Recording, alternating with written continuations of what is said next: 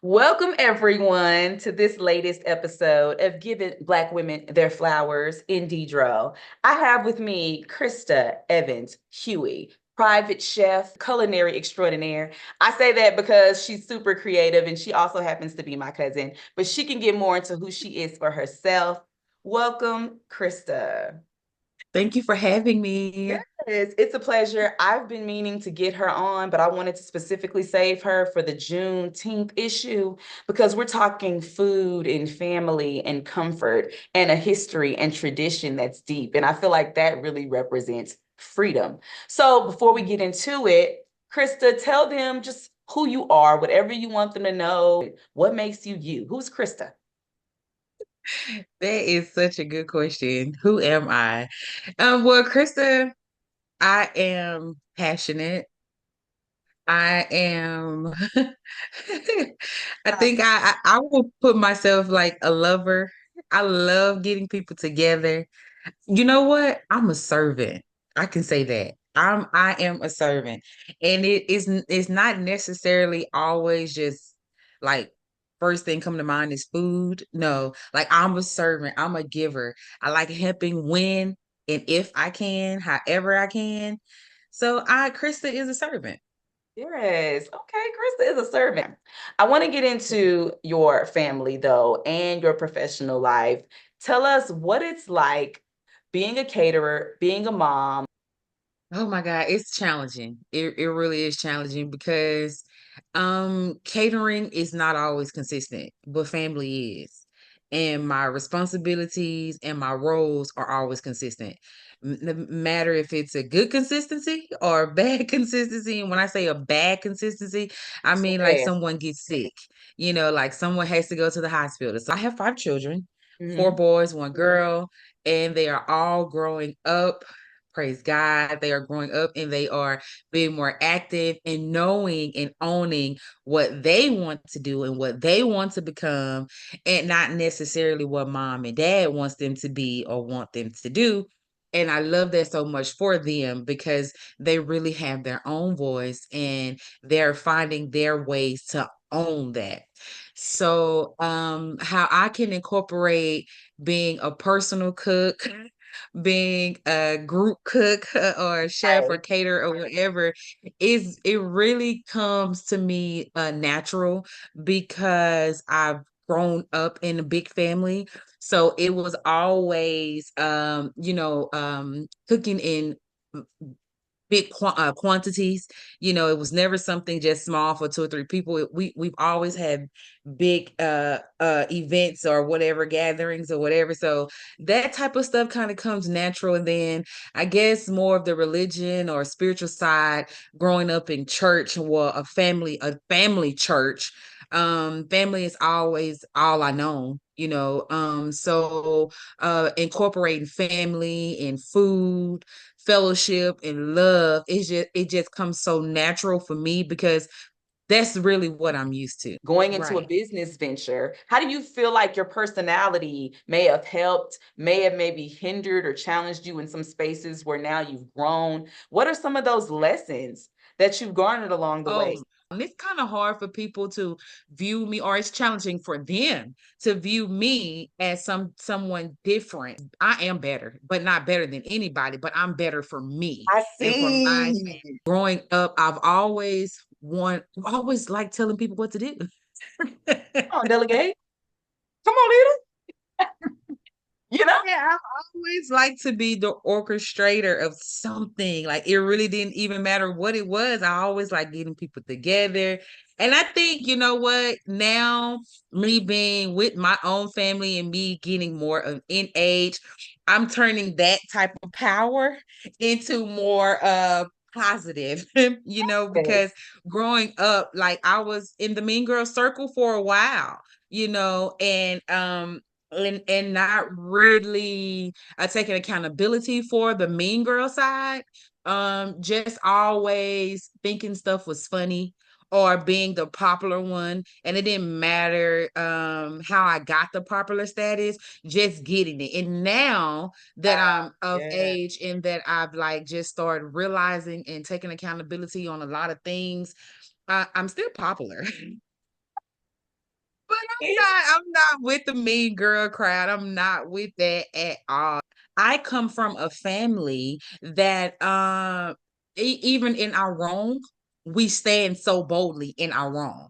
And it doesn't matter who, says, oh, well, no, they wrong or whatever, whatever. But being that I've already had that like embedded in me, like, oh, I don't care if I was wrong. I don't care if I hurt your feelings.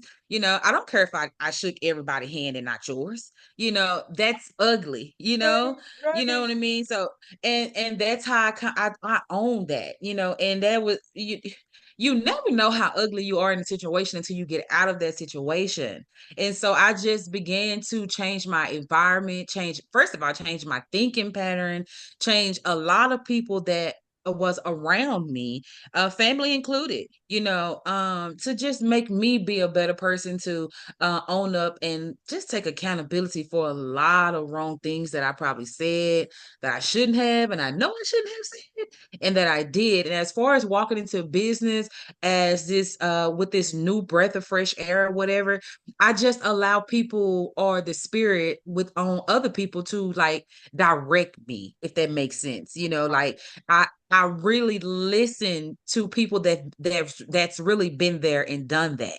A lot of times people will give you wrong advice or wrong counsel and don't know nothing, not on the same plane as you, not on the same train as you. They just talking. But now I find myself actually listening to people that has been where I'm trying to go, or even that's in the same race with me, trying to elevate and just get better. Yes, So as yes. business wise, I just had to just listen, just be quiet. And when you say listen, it makes me think about your spirituality and thinking back about you saying allowing the spirit to guide you, because I want to talk about your name shift and where you want to transition. Talk to us about the difference between the two. Kay's Catering is something that, of course, Kay with Krysta. Kay's Catering still the same beliefs and foundations as open mouth catering.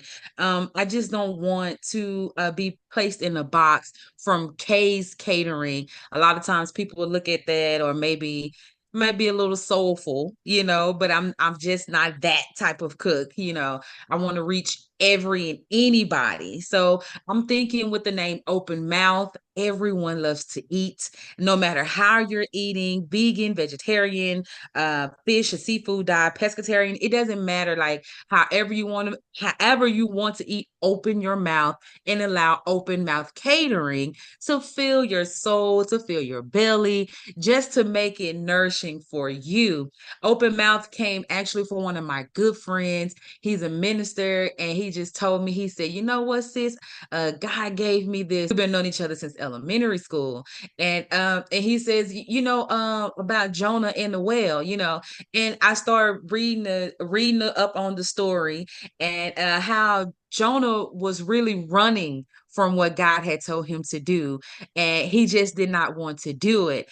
And that really comes with us just being obedient and allowing and trusting the spirit to lead you to exactly where you need to be. So with much faith and much prayer, consistency, I'm going to keep praying, and hopefully God allows me to be exactly where I need to be with open mouth catering. If you had to maybe describe for us the vision for open mouth catering or for Krista, because you say you're not that type of cook. So what type of cook Right. are you? What I are we am expecting? What can we get? I am a all around cook. I can go from snacking to full course meals, to meal prep. I can go from Jamaican to Mexican food, back to all American food.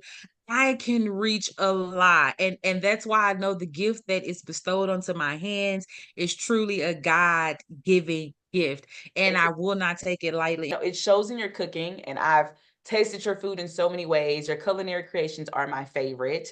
I want to know, what are some of your favorite culinary creations for the folks? Or if you had to describe for us your like freedom meal or Juneteenth meal, what would you have us eat or try? What's in your mind? What's cooking up? Well, I'm always behind Girls Can Grill. all girls, all women. That's just been a male dominant field or area in the kitchen for so long. And I just want to give the power back to all the girls that may be scared of the fire, don't know how to start a fire, scared to go outside with bugs like me. Yeah, yeah. I want to give you that, that you can't do it. Like you can go out and grill a steak, tomahawk or fillet or ribeye, whatever your choice of cut is. I mean, you can really do it. So if I had the choice or just a favorite meal, I'm telling you, it might be cliche, but I really enjoy watching others eat what I've prepared for them. Like in the sense that fools me up, if that makes sense. So me just watching whomever just enjoy what I've prepared for them. If I can do a Juneteenth meal, of course I'll be on the grill. We'll have all type of smoked meats, potato salad, macaroni and cheese, baked beans, corn on the cob. We'll do maybe s'mores for dessert. We'll do tea and maybe strawberry lemonade for Okay. drinks. I mean, Many options. just something, A little just eat. something just to celebrate, just a little something. I wanted to allow you this opportunity to also share some advice that you would give to any person who has maybe more than two or three children, because as mothers, I know that is a huge weight that keeps a lot of people from moving forward. But for you, you cook in your home and you also cook professionally. How do you keep it all together and still Right. be able to thrive in a space that you do in your regular life? How do you not get burnt out or tired? And it's something that I still find myself faced with and dealing with and trying to process and go through. It's challenging, and you must prioritize. Don't give up. Fear will make you think that you can't do anything. So don't even let fear creep into your mind. Like surround yourself with people that will motivate you. You really do need people. We are helpers one to another. So you really do need that push. Even the strongest person every now and then needs that push to say, I see you, keep going. Find you some girlfriends or guy friends or whatever that will that be that for you. Like I said, it's challenging even for me still to prioritize football. And I have football from high school all the way to little league. I have cheerleaders, praise dancers. And I mean, Carson, he wants to be whatever he wants to be whenever he wants to be it. And Yes. I'm here for it. Ah, And I'm here for it. But to that believer that has the biggest dream, keep dreaming. Like keep dreaming, but put action behind your dreams. And don't let anyone tell you that you can't. Don't allow fear to say, I mean, we're human. So I mean it's natural to have like a iffy or what if, but don't let that what if stop you. Like go through that what if, like go to and see what could happen. And at least you tried. Don't allow fear not to let you try. right. I love that. Yeah. Listen, this was a Yeah. wonderful interview. I do want to end on you telling us what you have coming up. Where are you going to be next, or what are your next immediate moves? Caterings coming up, or events that you're looking for? What should they know? Absolutely. Well, this is graduation season, graduation and prom season. So we have really been doing a lot of graduation parties. I'm doing this Saturday coming up. I'm doing a senior citizen prom. And we're going to be out there feeding our seniors. And then Sunday, I have the pleasure of cooking for my own pastor, Pastor Epps, and his family. So we'll be cooking for our first family. And then in the following weeks, I have more weddings to come. I am contemplating doing coming back with plate lunches and just doing plate lunches because I've had a lot of people just worrying or inquiring, am I still doing plate lunches? But like and again, it's about consistency. So again, this is me going back to the believers or the people that want to do business or try. Don't give up because the first day you might see 500 people, the next day you might not see no people. So but you have to just keep going, you have to keep fighting and don't stop believing in you. So yeah, keep me Oh, up, that's keep that yes, serving. That's that serving. You yes. see, because I love how you talked about yourself in the beginning, even though you were still serving others. and how an open mouth and case catering, all of it is about bringing people together and fellowship. Yes, And you loving to yes, see them eat your food, y'all. We're gonna yes, have a lot coming from Krysta. Smocks Media Group is 1,000 billion% behind everything that she's doing, and we're gonna elevate, elevate, yes, elevate. So stay tuned. yes. Until next Please. time, this has been Giving Black Women Their Flowers. Thank y'all for tuning in. Bye.